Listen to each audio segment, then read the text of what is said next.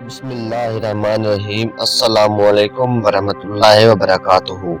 ناظرین اکرام، آپ دیکھ اور سن رہے ہیں پروگرام دنیا کا مستقبل پیر پنجر سرکار کی نظر میں۔ ناظرین اکرام، آج ایک نئی ویڈیو کے ساتھ نئی پیشن گوئیوں کے ساتھ میں حاضر ہوں، تو چلتے ہیں ناظرین آج کی ویڈیو کی طرف۔ ناظرین اکرام، پیر صاحب کہتے ہیں کشمیر پر بھارت جنگ نہیں کرے گا بلکہ ہمیں ٹرے میں سجا کر دے گا۔ پچھلے جمعہ آرمی کا اجلاس ہوا، اس میں کوئی دانشور بھی تھے۔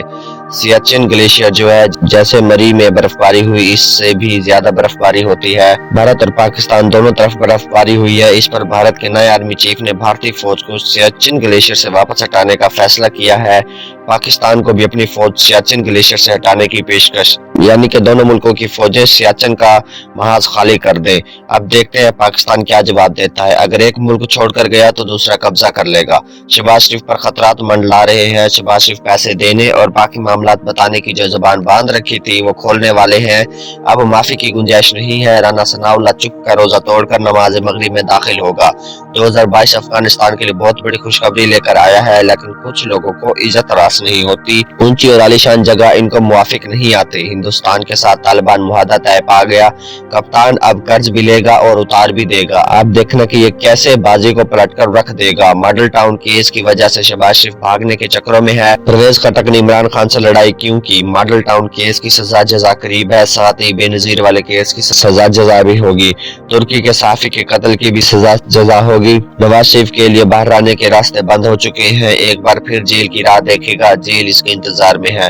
تم شیر بنو جیسے تمہارا انتخابی نشان شیر ہے۔ 4 اگست جب وزیر اعظم نے حلف اٹھایا، اس سے پہلے انٹرویو ہوا۔ ماڈل ٹاؤن کیس، پورے نون لیگ کے لیڈر اس میں آتے ہیں۔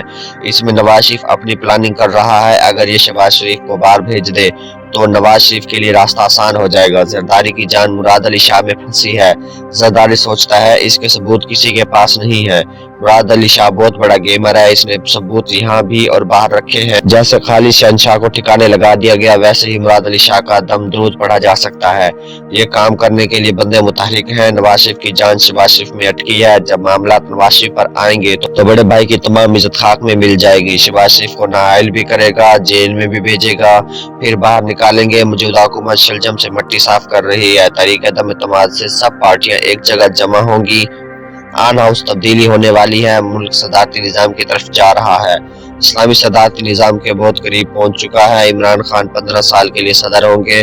پھیکا پکوان مولانا فضل الرحمان۔ بھارت کے صحافی کہتے ہیں روس والے ہمارا مذاق بناتے ہیں، تمہاری فوج بغاوت میں ہے، وہ تمہاری مانتے ہی نہیں۔ شی جن پنگ، پیوٹن اور عمران خان کی بہت اہم ملاقات ہوئی ہے۔ بدری 313 نے ٹی ٹی پی کے لیڈر کو مار دیا ہے۔ نواز شریف کی ڈیل کی ابھی بات بنتی دکھائی نہیں دے رہی۔ یہ بہت ڈرپوک انسان ہے۔ نواز شریف نے قوم کو 6 ارب ڈالر کا نقصان پہنچایا۔ عمران پر نئی مصیبت، حالات قابو سے باہر۔ دونوں بھائی ایک طرف بیٹھ کر روتے ہیں۔ ان کے پاس دماغ نہیں ہے، کوئی بھی دماغ استعمال نہیں کرتے۔ خان صاحب چلا جائے گا۔ نواز شریف کے ریلیف کی کوششوں میں بھی 2 نمبری ہے۔ نواز شریف خاندان کے 2 چشم و چراغ اشتہاری قرار دیے گئے ہیں۔ ایک چیز سامنے نظر آتی ہے، بے ایمانی، کرپشن، 2 نمبری اور دھوکہ دہی سب کے سامنے ہے۔ نواز شریف بہت بڑا بزدل ہے۔ 4 اگست 2018 کے اخبار میں پیر صاحب نے پیشن گوئی کی کہ عمران خان قوم کا مسیحا بنے گا۔ نواز شریف، شہباز شریف کا دور ختم۔ اب نواز شریف جیل جائے گا، جلد باہر بھی آئے گا۔ صدارتی نظام میں راحیل شریف صدر ہوگا۔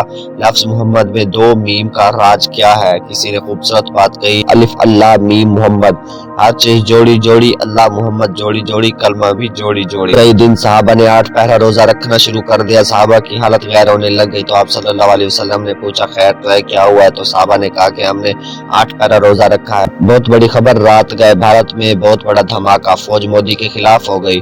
فوج کے ماں باپ کو بھی مروا دیا۔ بھارتی فوج کا مورال بھی ختم ہے۔ مودی ملک دشمن ہے، اس لیے دھماکہ کروایا گیا، ہتھیار تباہ کروائے گئے۔ بپن راوت کرپشن اور چین کے خلاف تھا، اس لیے مودی نے بپن راوت کا خاتمہ کر دیا۔ بھارتی جرنیلوں کا حکومت کو خط کہ بھارتی فوج ظلم کے خلاف اٹھ کھڑی ہو۔ مودی نے خط پڑھ لیا ہے، اب مودی کی حکومت چلنے والی نہیں ہے۔ بستر باندھ لو اور چلتے بنو۔ اب بی جے پی جماعت نہیں آئے گی، اب کانگریس آئے گی، راہل گاندھی آئے گا۔ مودی کے گلے میں اب ڈھول پہنائیں گے۔ بھارتی فوج ضمیر فروش ہے، ان کے پاس ضمیر نہیں ہے۔ انتہا پسند تقریروں سے باز رہو۔ ناظرین اکرام، میں امید کرتا ہوں آج کی ویڈیو آپ کو بے حد پسند آئی ہوگی۔ آج کے لیے اتنا ہی۔ مزید ایسی ویڈیوز دیکھنے کے لیے دیکھتے رہیے پروگرام دنیا کا مستقبل پیر پنجر سرکار کی نظر میں۔ ملتے ہیں اگلی ویڈیو میں، تب تک کے لیے مجھے اجازت دیجیے۔ اللہ حافظ۔